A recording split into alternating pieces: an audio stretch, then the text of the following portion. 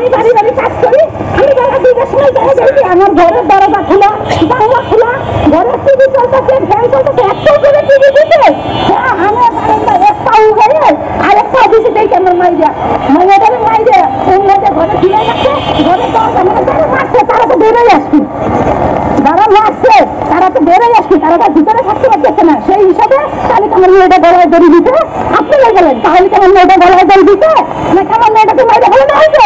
এই যে আপনারা কি প্রমাণ চান? আর কি প্রমাণ আপনার কাছে আমি দেবো? আমি 8টা বছর একটা সন্তান হারা সন্তান মা, হ্যাঁ, এই দুঃখ আমি কাকে বলবো বাবা, কাকে বলবো? তো আপনারা সবাই আমার ছেলের মতো, আমার কোনো ছেলে নাই, আমার স্বামী নাই, এই যে সরকারের কত অনুদান আসে, কত সাহায্য আসে, বাবা আমি কিছুই চাই না, আমি কিছুই চাই না বাবা, তাও আমি মনে চাই না, আমার দরকার নেই, আমি বাড়ি বাড়ি কাজ করে খাই বাবা, আমি বাড়ি বাড়ি কাজ করে খাই। 17 সালে শোনেন আমার এই দুঃখ নিয়ে আমি ডিসি কোর্টে গেছি, এসপি অফিসে গেছি, অফিস ক্লাবে গেছি, ওই ডিসি কোর্টে গেছি, আমি পাঠিয়েছিলেন কাছে গেছি, স্বামীর সাংবাদিক শোনেন ওনার কাছে গেছি, উনি আমারে বলে কি তুমি মেয়েটাকে দেখে রাখতে পারো নাই, মেয়েটাকে খুশি লেখাপড়া শিখাইছি, পরের বাড়িতে ভাত পানি নিয়ে এসে খাইয়া খাওয়াইয়া তারা বড় করছি, আর ওই স্বামীর সাংবাদিক আমাকে বলে আপনি মেয়ে দেখে রাখতে পারেন নাই। কিভাবে দেখে রাখতে পারি নাই? কিভাবে দেখে?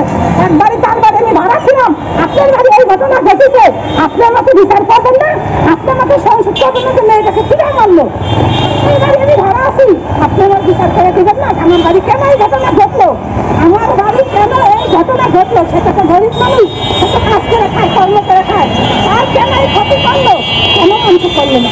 কেন মানুষ আমাকে বললো না? বলো বাবা, আমি ওটা থেকে দাও, আমি না ওই সরকার আছে, আমি সেটা আমি একটা খুব অসহায় ঘর নাই ছিলাম না, আমার 2টো মাইয়া ছিল, আমার একটা মায়ের মারিছে, আরেকটা মাইয়া সে বয়স ছিল, কোনো কথাই এখন বলে না, আর মেয়েটা কোনো কথাই আসলে মা আমার আপু কোথায় গেল, আমার আপু কোথায় গেল?